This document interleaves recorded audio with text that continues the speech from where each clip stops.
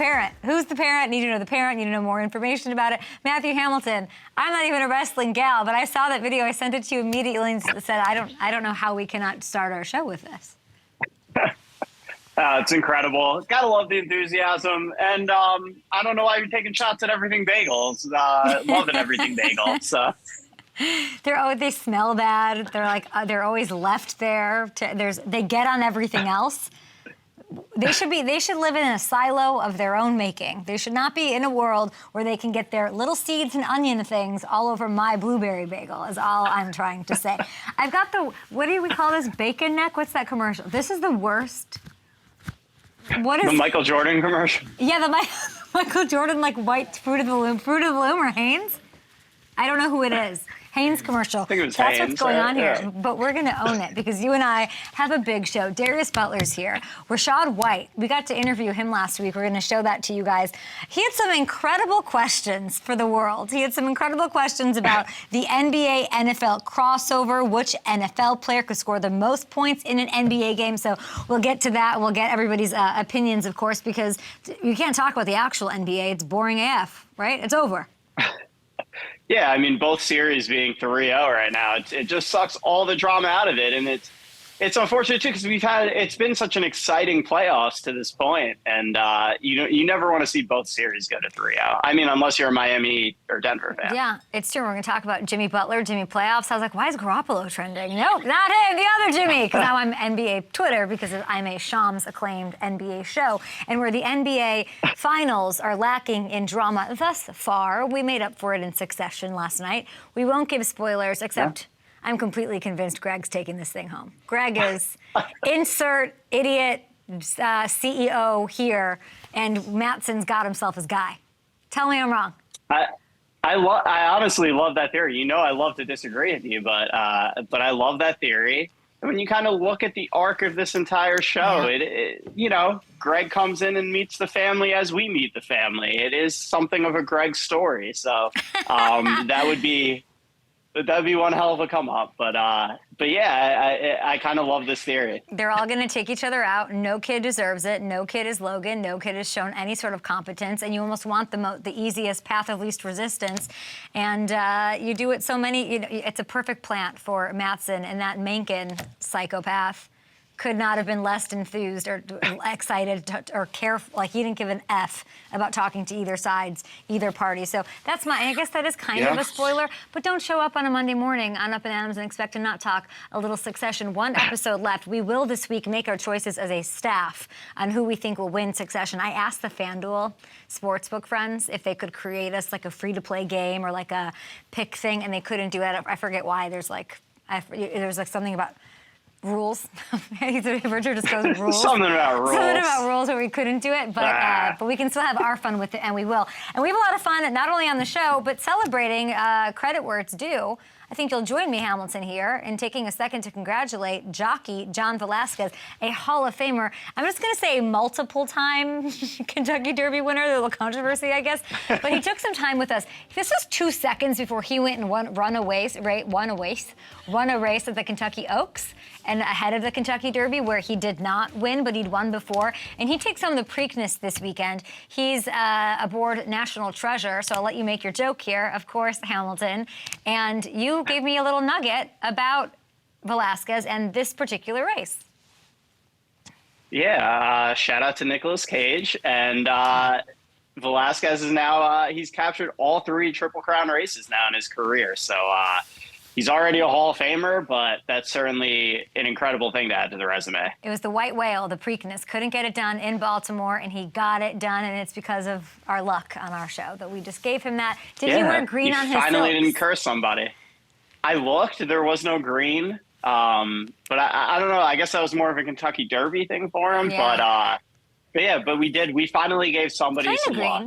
And maybe this turns us around. Yeah, wait, we could bring back our segment. Is this green? I think you could argue that it's no. Marissa's giving it 2 thumbs down. Eric, is that greenish? You could make a case for some green. Seafoam? Seafoam, ocean blue. That's what Eric's saying. I don't know, but we appreciate him. We congratulate him and all of that. And now there's just the Belmont left. And Mage came in 3rd place. Listen, we're I'm not going to make my joke. All right, I'm going to get rid of you. We have Darius Butler on the program. Rashad White, the lead dog, the stud in the backfield for the Tampa Bay Buccaneers, trying to take home that division because it's up for grabs, apparently. So we'll get to all of that, but we're doing division by division unanswered questions. And let's get through it because my producers like to throw stuff at me during this segment. Everybody wins, and today we're... We sure do. Hurry up! Well, you gotta really, come on, give it your best. All right. Marissa? Oh boy, that's a. Why are you winding up? Jeez Louise. Sam Darnold. Ooh. All right. Oh my gosh.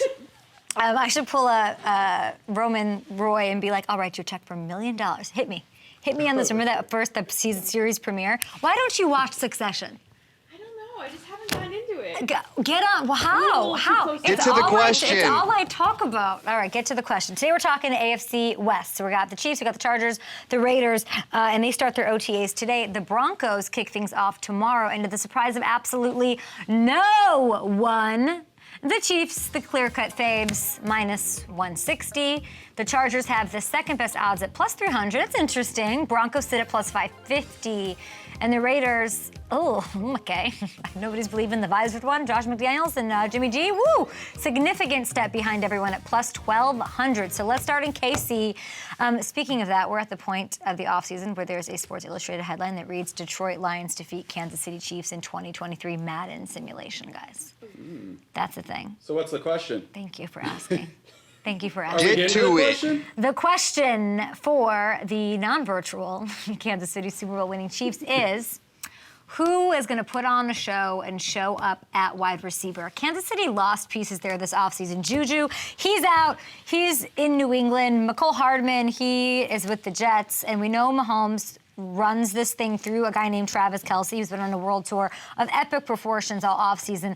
But they're going to need some playmakers to emerge at wide receiver. The Chiefs have a lot of depth here, and the potential's through the roof, of course. We saw what MVS can do in the monster game for the AFC title against Cincinnati. Kadarius Toney, he's as talented as it gets. There's a health little question mark that circles his head, though. Yeah, there's a legit concern there. Sky Moore, super talented, scored a huge touchdown in the Super Bowl, but he needs to take a big step forward this year. Now, second-round pick, Rashee Rice out of SMU. He's buzzy. He's got a little buzz here, and he finished third in the nation with over 1,300 yards receiving last year. Justin Watson, he's a big target. And everyone knows a couple of Justin Watson highlights from last year. I'm sure Kansas City fans that watch it so closely every week have a couple more and a better sense of him. But then there's this big wild card in Justin Ross. Ross is a freshman All-American, Trevor Lawrence's go-to guy in the national championship for Clemson. And he goes undrafted because he had spinal surgery. But he's back on the field. Patrick Mahomes said this quote about him. The talent is through the roof. He's gotten better and better, even though he wasn't active last year. He was in the building and got to see how we do things. I'm excited for him. That's some pretty lofty praise from the best quarterback in the National Football League right now. The Chiefs, I don't know how many receivers they have on their roster. 16. Marissa, how many dudes are on your roster? That's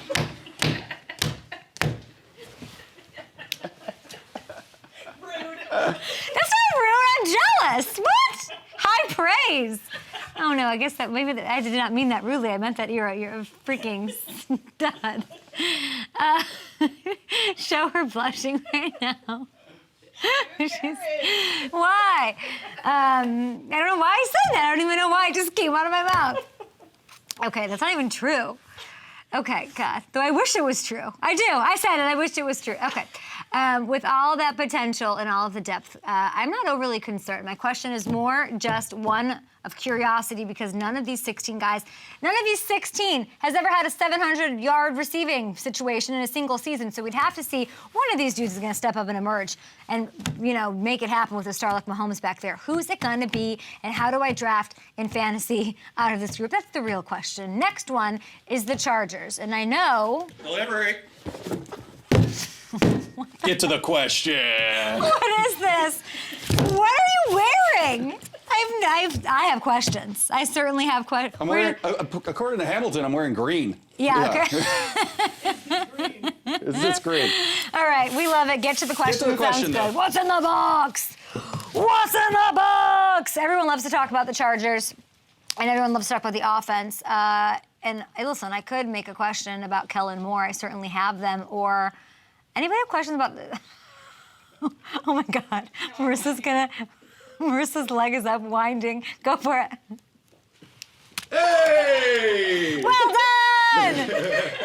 Anybody have who's one of our first guests on the show? Austin Eckler. Huge questions about Austin Eckler. What's going on there? But my question really is the defense. You might think it's boring. How are they going to fix the defense? We thought last offseason it was going to do it. Healthy Derwin, Khalil Mack trade, they get J.C. Jackson, all these moves everyone was talking about, everyone like me, and about them being in LA and them being the Super Bowl contender once again, though. Woof, the defense finishes bottom 5 against the run, outside the top 20 overall, and that's before we get into the 27-point lead that literally evaporated into thin air against the Jags. And I know there were some big injuries with Jackson missing most of the year, Joey Bosa missing a ton of time, but even with those guys, this didn't look like a dominant defense at any point, and that's a shame because they have all those superstars. So hopefully bringing in a proven veteran presence, a guy who sat here across from me and did not hit me with little paper balls, named Eric Kendricks, who just had a baby. Cutest baby. Oh my gosh, go on Instagram, cutest baby. He'll be in the middle of that defense roaming around.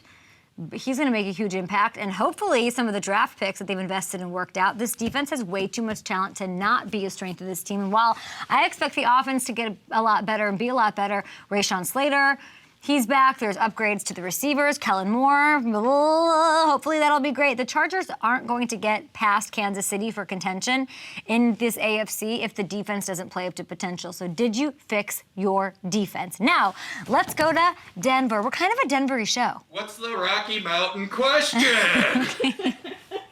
My question is, where does one get a vest like that? Did you ask somebody downstairs, delivering packages you could borrow it? No, I do this in case I get a flat tire. cyclist. Yeah. Oh. Then I won't get hit by a car, you know? I'm a practical guy. You're Cyclist. a cyclist? I'm not sure. No, I'm not. I thought you said that. No, it just sits in the back of my car. Oh my God, I literally, if you were a cyclist, we'd have to have a sit down. I drive a Subaru. That's kind of similar. I would stop the show. So does Eric Hendricks. He has a Subaru. It all comes together. And he calls it a Sub, and that's what I learned. I would say I would literally, just so you know, if you were a cyclist, stop the show and have you on for a million questions about how I just don't understand why you do what you do and how you're, I would just have a problem with it. Marissa's so mad at me. God. I couldn't pull off that outfit. Let's go to Denver. Yes, okay. I'm gonna go the low-hanging fruit here because it's all that really matters for this team. Can Sean Payton get Russell Wilson on track? The Broncos scored the fewest points in the league last year, and no one's talking about them. And that's why. Russell Wilson set career lows in pretty much every category, and that's just not something I can see happening this year under Sean Payton. And it's going to be tough. It's tough in that division. It's not, the division Sean used to play in, and he had Drew Brees at quarterback. Payton had 9 top 5 scoring offenses during 16 years in New Orleans, and he only finished in the bottom half of the league once. That's impressive. This man just doesn't run bad offenses. And yes, I know he had Breeze, but let's not pretend Russell Wilson isn't Hall of Fame caliber-esque, okay? And he doesn't have the pedigree, and he doesn't want to be great. I have a ton of faith that the two of them will turn this around. And I talked to Coach Payton during Super Bowl week. Yes, I was drunk most of the time, probably including this interview, but this was days after he took the job, and here's what he had to say about his quarterback. So with Russell, we've got someone who's won a lot of games, who's been successful, and then it's really looking at it's really looking at, hey, what are the things that he does well? And I think, look, anytime you have a season where it's 5-13 or 5-12, whatever the record was. My experience has been... You don't have much experience with that, but go ahead. Right, but my experience from afar is there's, generally speaking, a lot of people with dirt on their hands, not just Russ. Okay, so you got to unpack what he's saying here. He's posing the question, what does Russell Wilson do best for all of us, right? That's what he wants to sort of fall into and focus on. And then he makes a statement following that about the dirt on everyone's hands. So I think it's pretty clear Coach Payton knows how he wants to and needs to approach things differently. And as we've heard, affirmed by Pat Surtain, as we've heard from, who did we just have on? Pat Surtain and we had Kareem Jackson on talking about how it already feels different. It's already a different vibe there. And he's already approaching it differently. And I'm starting to think this is what Hamilton showed us all a couple of weeks ago, getting the run game going and using more play action. That's the solution because that's what Russell Wilson thrived in Seattle. That's putting him in the best situation. Maybe it's something else, but the wheels are turning here. And one of the greatest offensive geniuses of this generation is on the case. So we're excited about that. And then let's wrap it up with the Raiders. What happens in Vegas?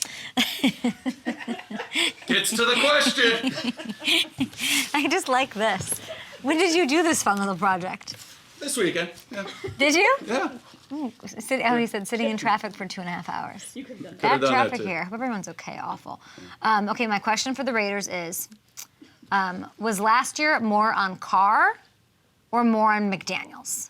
Because we're going to get the answer this season, which is fun. I love when you do a science experiment and it's like, oh, let's try this, and then voila, you have the answer.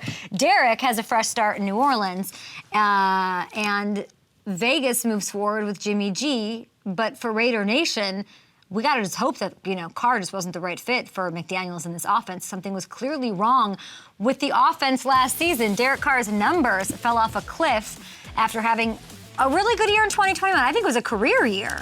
He led the Raiders to the playoffs, and that was with the addition of Devontae Adams. So we know McDaniels is a really good offensive coordinator, but we've heard his former player, Brandon Marshall, and many others sort of question his ability as a head coach, right? 17-28 career record between his time in Denver and Vegas. You don't just need to listen to players when they're talking about that. You look at what he did when he got the chance to be the head coach there and the tumult that ensued. There's some Josh McDee questions here. So he has more of his guys on the roster. His guys. You got Jimmy G, you got Jacoby Myers, guys he knows, that he handpicks, that he brings in. He's got the leading rusher, friend of the show, Josh Jacobs, back. And then there's Devontae, at least for now. God, what is going on there? Everything is set up exactly how McDaniel sort of put it and maneuvered it, and it hopefully leads to a return to the playoffs. What else? There's no other... how could you go on if they don't do that? Silver and Black needs a playoff situation because there's just not many excuses if they don't, especially if Carr, at the same time as this is going on here in the AFC West, if Carr is thriving with DA in New Orleans, Michael Thomas healthy, all those things, they stay healthy and they get rolling. This is going to be horrifying for the Raiders if it doesn't pan out. I hope it will for them.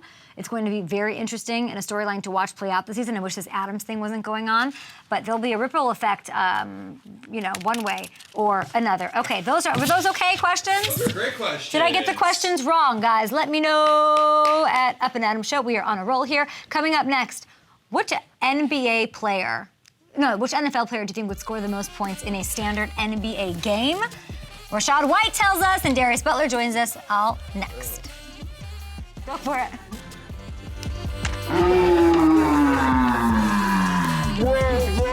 Co-host of the Man to Man podcast. He is here with us on a Monday. Lots to discuss. Our favorite corner in the business that ever was, and the mayor of the South Florida sports scene for sure. Darius Butler, how was your weekend? Weekend was great. Was absolutely outstanding, Kay. Played a lot of golf, watched golf, nice. Watched some hockey, watched some basketball, won everything. So it was absolutely a phenomenal weekend. How was yours, Kay? Yeah, Conrad wants to know, did you bet on Brooks Koepka? I did not. I should have. Honestly, I'm going to be honest. It's full transparent moment. I just found out this weekend that he was actually from West Palm Beach, Florida. If I would have known that beforehand, I would have definitely bet on him, but I didn't bet on it. As soon as I found that out, I knew it was no-brainer that he was going to win it. Great tourney, though. Scotty Scheffler made a push. Hovland made a push. Michael Block, unbelievable movie-type story out there for him. So just a great weekend in sports. And shout out to Brooks, man. Getting his confidence back, winning his 5th major, that was huge for him. I love Darius can talk about it all, and that's why we love you, and we love having you on the show. But let's talk a little bit about your Florida sports teams and the Heat, because they, make it interesting, Celtics. What are we doing? Game 3 was last night. It's 3-0, so is the West.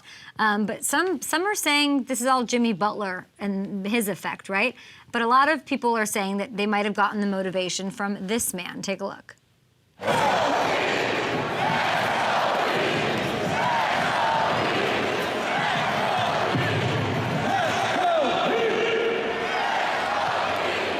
you think? Hey, Mike McDaniel's doing his job. Mike McDaniel's, we had Callahan. They were playing a throwback Miami Heat anthem.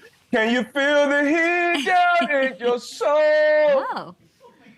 I feel the heat down in my soul. So, yeah, I mean, we're rolling. It's not just Jimmy Butler. Obviously, it starts with him. Unbelievable player, but... Where do you feel the heat? Down in your soul. Oh, shit, I hit that. Hey, I hit that note right there. Hey, Jimmy, thank you. I appreciate that. I appreciate that. But, Jimmy sets the tone on the court. How he plays, and then the role players, they fill in and they've been playing their tails off. Bam has been great on both ends of the court. And then Pat Riley, man, just really setting that culture. Obviously, he was a coach there, but now been in the front office. He'll be involved with his 19th finals if he ends up making this with, I think, as a player, as a coach, and as a front office decision maker. I saw a stat that said this would be like he would be involved in like almost 25% of every NBA finals ever had. So shout out to Pat Riley and that Heat culture too. I remember he's a big culture guy. That's incredible. And I was actually reading a story. You'll love this. I was reading a story about him this morning on my drive in about how when they hired Spoelstra, Big Three, that whole thing, and some of those players went in and said, we don't like this guy. He lined them all up and said, go downstairs. You don't tell me what to do with the coach. That's not your job. That's culture. And he said that, and that's like what he is. Now, growing up in the 90s in Chicago, and his hair slicked, he looked like a bad guy in a movie. He looked like he should be the villain in Home Alone. That's what when I see him, that's what I think, because I was so young. And he had that slicked back hair, and I was terrified of him. And I was also a Bulls fan, obviously. Hey, that's the Godfather down here, man. He maybe his culture is spreading out a little bit everywhere, because obviously our Panthers are rolling. We're up 2-0 out here too. We got our first home game down here against the Hurricanes. So it's been electric for South Florida sports, to say the least. But shout out to the Godfather, Pat Riley. Now, Heat are plus 210 to win the whole thing. Are you getting those kind of vibes from this team? You know what? That's too high for us. We want to remain the underdogs. We were like plus 1,400 when it was only the Final Four. Obviously, everyone that saw the ESPN analytics, they gave us a 3% chance. I don't know what we're probably at, maybe like 40% at this point now, being up 3-0, even though no team has ever come back from that type of deficit. But we like flying under the radar. And it looks, all signs are pointing to a Nuggets Heat finals. So this is a bad, playoff day for everybody who thinks everything is rigged and it's a script for everything, because I promise you, Adam Silver did not want the Nuggets and the Heat being in the finals. But I think it'll be an awesome matchup if it does happen. But yeah, I don't like those odds. Way too high. Let's drop those down a little bit more. 4 overtimes for your hockey squad, which was insane. Yeah. They got a game tonight. They're the favorites. I just looked at this. They're the faves to win the Stanley Cup at plus 160. Confident? Oh, I thought the Golden Knights were the favorites, but I am very confident. I think every time we go into overtime, so these we got 3-0s on the NBA side, but in the NHL, 2-0s, both series of 2-0s, but all games have went to overtime. We've got 4 overtimes already, like you said. But we like it, whether it's one in the third period or it's one in the fourth overtime. I like my squad. I love my squad, actually, and we're rocking. I'm going to sneak into one of those games, either Game 3 or Game 4 down here, just like we snuck into the playoffs.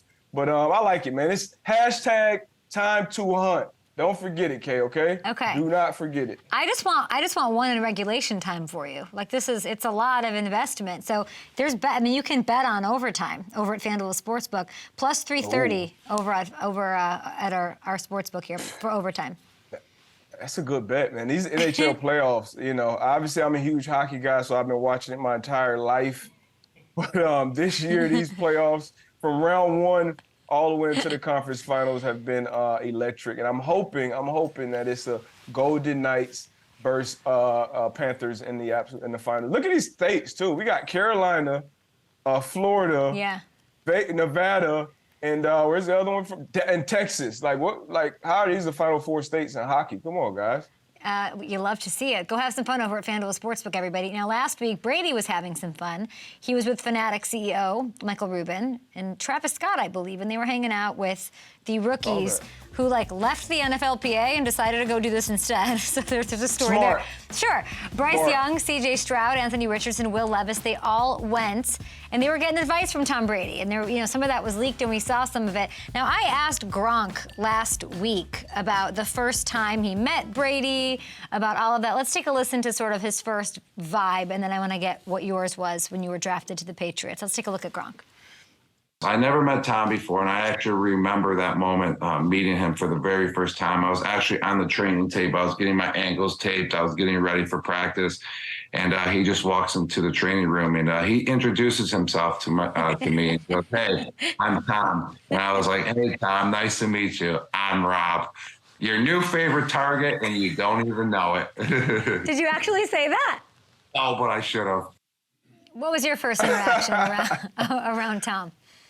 I don't remember my first one, but I just remember, like, I just couldn't believe how, I guess how humble he was, just really just one of the guys. Like, so him introduce himself, saying his name. And I remember Gronk, his first training camp, like, I remember just literally probably the first practice, just him just being in the red zone, running seams, and just Tom putting on it down. I'm like, wow, how did we get this dude in like the second or third round, whenever he did? But Tom was awesome. And I can remember him during games, you could hear him yelling, "Hey, make a play, D-Bud." Or I remember my first interception on Tom Brady, though, and that was in training camp, during the practice in training camp. And it was such a big deal.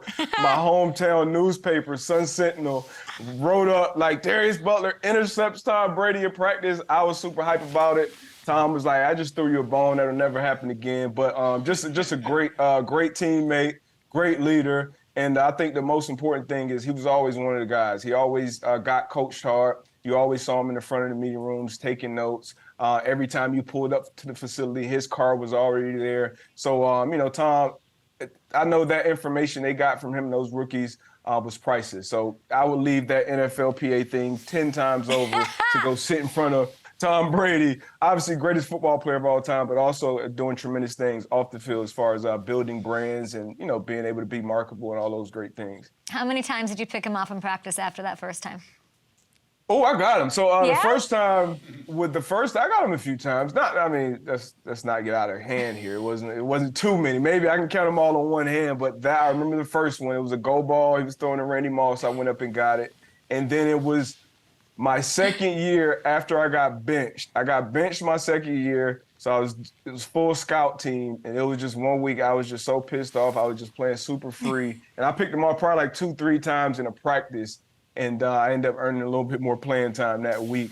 But outside of those 2 weeks, it wasn't too many more times you picked 12 off.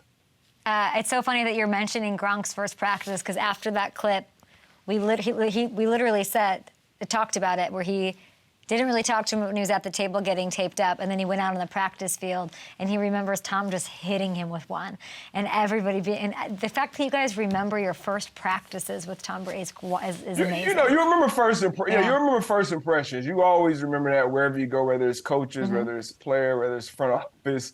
You remember that. And Gronk, just obviously being as big as he was, and I hadn't followed him in college, but I was just shocked that we got him where we got him in that draft. And it was an instant connection between he and Tom out there in the football field. We love it. There's some other big question marks. I love reminiscing with you, Darius, but we got to do some future casting here, because what is going on with the Patriots? You were drafted there. Tom Brady's gone. He's pulling kids out of school to go hang out in the parking lot during their rookie premiere. Smart. But the question about the Patriots is their quarterback. We are seeing some good, promising early reviews from Patriot Camp, okay? There's confident, leading like we know he can, ready to remind media that he was a playoff quarterback year one, energized. Are you buying Mac Jones this year? You know what? I feel like he'll definitely improve on last year. He had the best rookie year out of his class, which was a very heralded class, obviously.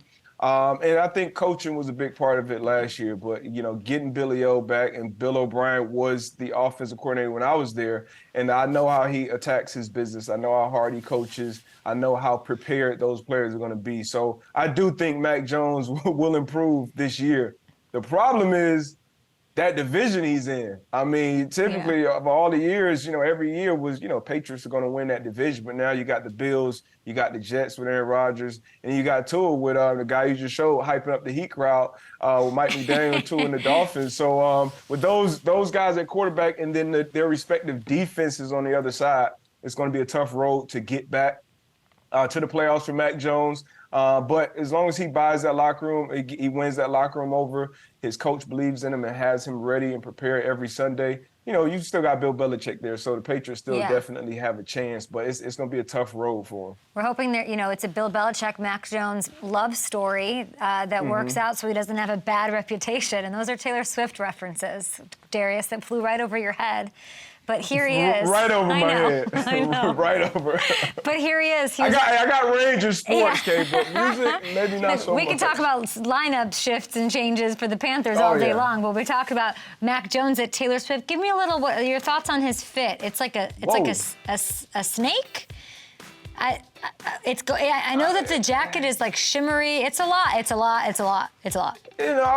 won't give him too much grief. Now his teammates might, but I won't just because I don't know, it's got to be some type of rhyme or reason he had what he wore right there because even his date, that was an interesting outfit as well. But once again, that's probably over my head. Taylor Swift, I do know one thing. Her tickets shut down Ticketmaster or something like that. So I'm sure those are hard to get a hold of. $6,000 for 4 seats. $6,000 for 4 seats up there at Gillette. Ooh, I get in the Heat game for that. But hey, shout out to all the Swifties out there. Is that what they're called? Yeah, look at you knew that. Can you name any Taylor Swift songs? Oh my gosh. Come on. Anti-Hero. Oh, they're in your ear. Shake It Off. Bad Shake It Blood. Off. Shake It Off. Yeah, that's all I got for her. I know she makes a song after every breakup. I know, or an album after every breakup. I do know that about her. So I know little bits and pieces. Some people think she's dating Tom Brady right now. There are rumors about her dating an F1 driver.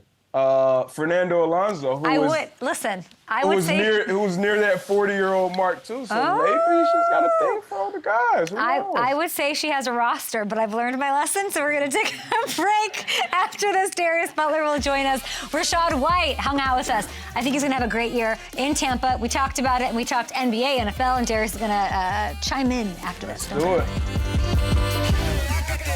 No highlight tapes. Regular hoop sessions, got my little brother's shirt on, ground prime time, shot out, drive baseline, slap glass like a grown-up. Oh my God, what are you doing out here, little fella? Step back left, you know the drill. Draws, elevate, bottoms. Play-by-play and color commentating your own hoop highlights on Instagram is pretty impressive. Okay, you can't just go to Walmart and just buy these off the shelf. You got to earn these, okay? Damn right. These are, I believe, 25 and up, rec league, back-to-back champions. No big deal, But, I get buckets, walking bucket. Love it. Back with our bestie, Darius Butler. He's got the hardware, so he's the perfect guy to talk a little NBA, NFL crossover. Listen, we got to chop it up with running back for the Tampa Bay Buccaneers, Rashad White, who's inherited the entire backfield. Remember, no Leonard Fournette. And I think he's going to be a fantasy sleeper. I think he's big time. Yeah. And I think you'll like him because he also posts his rec league highlights from basketball. Take a look. Do you think he could run with you? Do a little here. I got to see him. Let's see. Okay, pushing the brake. Hey, Euro, left. Okay. Okay, gotta work on the dribble. Okay. Gotta work on the dribble. I don't like the waist. Yeah, gotta work. Okay, sidestep. Darius, are you taking his cookies here? Look, I got a problem with. I know he's a little younger than I am. I see a lot of wasted dribbles there. I see a lot of Jason Tatum right there in his game. Okay. Wasted dribbles. Look, I grew up watching basketball in the 90s. You got to be efficient. Triple threat, get to your spot, 3 dribbles or less, and get a bucket or pass the damn ball. But, the competition was a little suspect there. I think he can run. He's an athlete. Rebounding, pushing the break. Okay. I like how he plays. I would just, I would give him a couple pointers here and there, but he is a young, explosive athlete. And like you said, a fantasy sleeper. I love what he's doing on that football field. might be my 4th or 5th pick on the court. Okay, he caught 50 Maybe. balls last year, and they've got a new offensive coordinator in town, so we're excited about that. I thought being Jason Tatum, humbly the best basketball player on planet Earth, would be a good thing, but clearly it's not. I have a lot to learn about basketball. Here's my question that I posed to him. First team All-NBA. Yeah, I asked him about running backs in the NBA. We're always hearing about, the tight ends, the quarterbacks. Here's his thoughts. Why don't running backs in the NFL get talked about as potential NBA players? The running backs don't get enough love. Just probably because, it's just rare. Running backs are like 6'1", or tall. Most running backs are kind of like 5'10", 5'11" compact. So it just be, height is a big thing in the NBA and stuff like that. So, but yeah, running backs are for sure, like you said, disrespected, discredited, because running backs to me be the best athletes. Do you empathize with him as a DB? No, absolutely not. Running backs are terrible on the basketball court. I'm going to be honest with you, Sean. Hey, love you. He's probably the most fluid running back I've seen on the court. This is how it goes, Kay. This is the power rankings for NFL players when it comes to basketball. It's the DB group, number 1. Okay. Wide receivers, quarterbacks, maybe tight ends. Tight ends, quarterbacks, they're probably tied.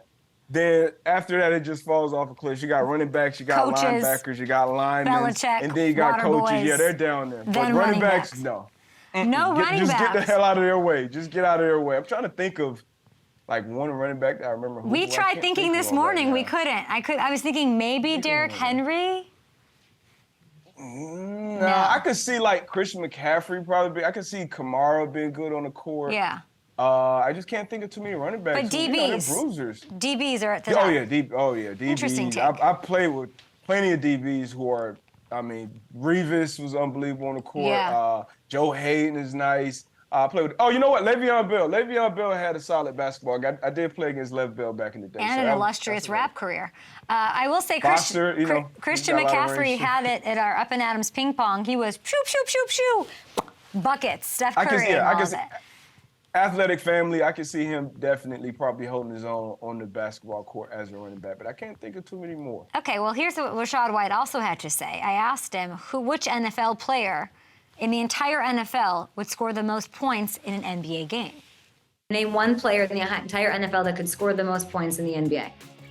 I'll probably say, be honest, not because he's on my team, but probably say Mike. 6'6", Mike Evans, just game. I say Mike or Darren Waller or somebody with some height though for sure. It got to be somebody with some height.